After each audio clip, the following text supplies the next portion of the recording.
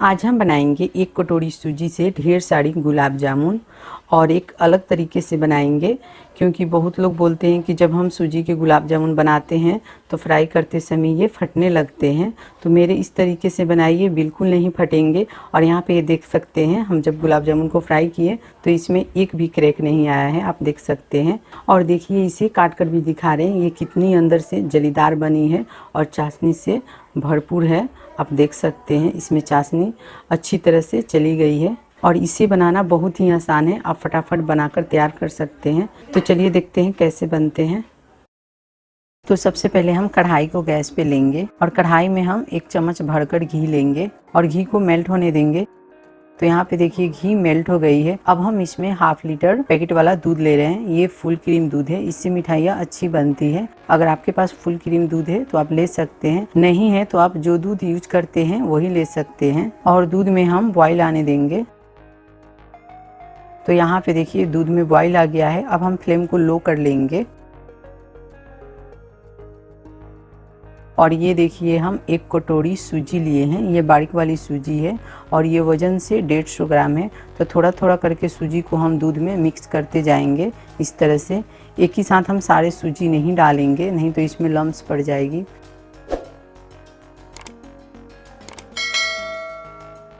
तो थोड़ी थोड़ी सूजी दूध में डालकर अच्छी तरह से मिक्स कर लेंगे। तो यहाँ पे देखिए हम सारे सूजी को दूध में मिक्स कर लिए हैं और यहाँ पे देखिए ये गाढ़ी होने लगी है और इसे हमें तब तक पकाना है जब तक ये पूरा टाइट ना हो जाए, यानी कि इसका एक टाइट डो ना बन जाए। तो यहाँ पे देखिए डो हमारा कढ़ाई छोड़ दिया है, यानी कि ये टाइट हो चुका है। अब हम इसे इससे ज़्यादा टाइट नहीं करेंगे और इसे प्लेट में निकाल लेंगे।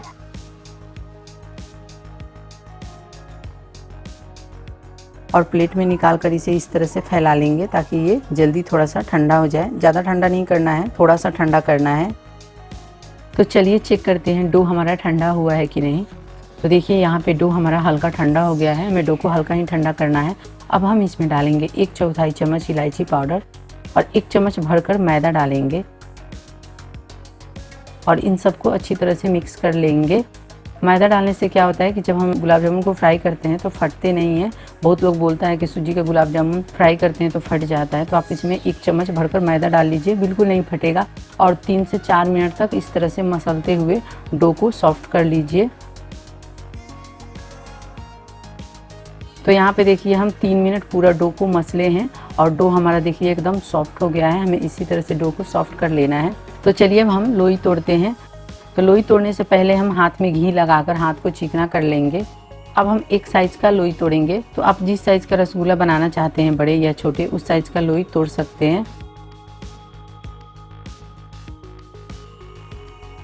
तो यहाँ पे देखिए हम सारे लोई को तोड़ लिए हैं। हमें इसी तरह से लोई को तोड़ना है। अब एक लोई लेंगे और इस तरह से हाथ पे घुमाते हुए गोल कर लेंगे, यानी कि इसका बॉल बना लेंगे। तो देखिए बॉल इस तरह से एकदम चिकना बनाएंगे, इसमें एक भी क्रैक नहीं आना चाहिए, नहीं तो जब फ्राई करेंगे तो ये फटने लगेंगे।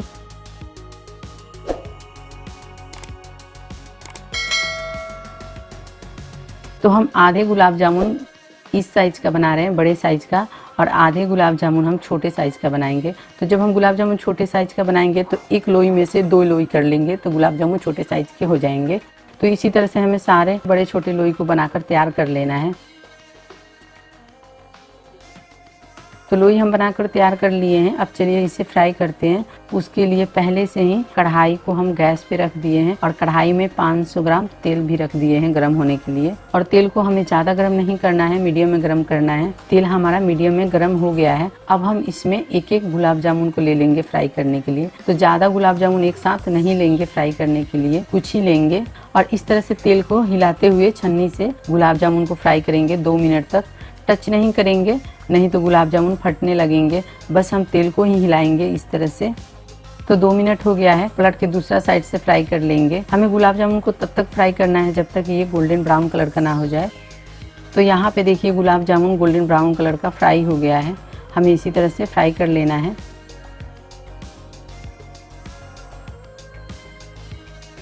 और यहाँ पे देखिए हम छोटे साइज का भी गुलाब जामुन को फ्राई कर रहे हैं। तो यहाँ पे देखिए हम सारे गुलाब जामुन को फ्राई करके प्लेट में ले लिए हैं और ये दिखने में देखिए कितना अच्छा लग रहा है, क्योंकि ये बिल्कुल भी नहीं फटा है। तो चलिए इसके लिए चाशनी बनाते हैं। उसके लिए कढ़ाई को गैस पे रखे हैं और कढ़ाई में हम 2 कटोरी चीनी लेंगे। तो जिस कटोरी से हम 1 कटोरी सूजी लिए थे, उसी कटोरी से हम चाशनी के लिए 2 कटोरी चीनी लेंगे और 2 ही कटोरी पानी लेंगे बराबर मात्रा में, और चीनी को चलाते हुए मेल्ट कर लेंगे। तो यहाँ पे देखिए चीनी मेल्ट हो गई है। अब हम इसमें डालेंगे 2 कूटी हुई इलायची और थोड़ी सी डालेंगे ऑरेंज फूड कलर। अगर आपके पास केसर है तो आप केसर भी डाल सकते हैं। और चाशनी को हम 7 से 8 मिनट तक पकाएंगे, या तब तक पकाएंगे जब तक चाशनी चिपचिपी ना हो जाए। तो तार वाली चाशनी बिल्कुल नहीं बनानी है, चिपचिपी चाशनी बनानी है। तो चलिए चेक करते हैं चाशनी चिपचिपी हुई है कि नहीं। तो थोड़ी सी चाशनी को हम उंगली में सटा कर देखेंगे। तो यहाँ पे देखिए चाशनी उंगली में चिपक रही है, मतलब कि ये चिपचिपी हो गई है। अब हम सारे फ्राई किए हुए गुलाब जामुन को चाशनी में ले लेंगे और हम गैस को ऑफ़ नहीं करेंगे, क्योंकि हम पहले से ही गुलाब जामुन को फ्राई करके रखे थे तो ये ठंडे हो गए हैं। इसीलिए इसे हम 1 मिनट तक चाशनी में पकाएंगे। तो 1 मिनट हो गया है। अब हम गैस को ऑफ़ कर देंगे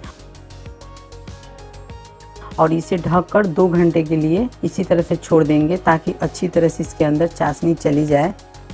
तो 2 घंटे हो गए हैं। तो चलिए चेक करते हैं हमारी गुलाब जामुन कैसी बनी है। तो यहाँ पे देखिए सारे गुलाब जामुन अच्छी तरह से चाशनी ऑब्जॉर्व कर ली है और कढ़ाई में भी चाशनी नहीं है, आप देख सकते हैं। तो चलिए एक गुलाब जामुन को लेकर चेक करते हैं कि इसके अंदर चाशनी गई है कि नहीं। तो यहाँ पे देखिए काटने के बाद गुलाब जामुन अंदर से एकदम जालीदार बनी है और चाशनी भी ऑब्जॉर्व कर ली है, आप देख सकते हैं। पूरा इसके अंदर चाशनी भरी हुई है। तो चलिए अब हम सारे गुलाब जामुन को प्लेट में ले लेते हैं।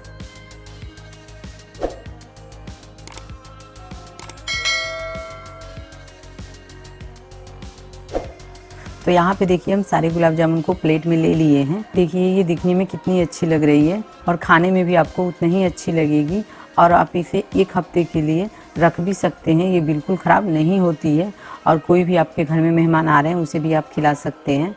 तो उम्मीद करती हूँ ये वीडियो आपको ज़रूर पसंद आई होगी। अगर वीडियो पसंद आई तो वीडियो को लाइक कीजिए, शेयर कीजिए और साथ में हमारे चैनल को सब्सक्राइब करना ना भूलिए। तो चलिए मिलते हैं अगले वीडियो में, तब तक के लिए बाय, थैंक्स।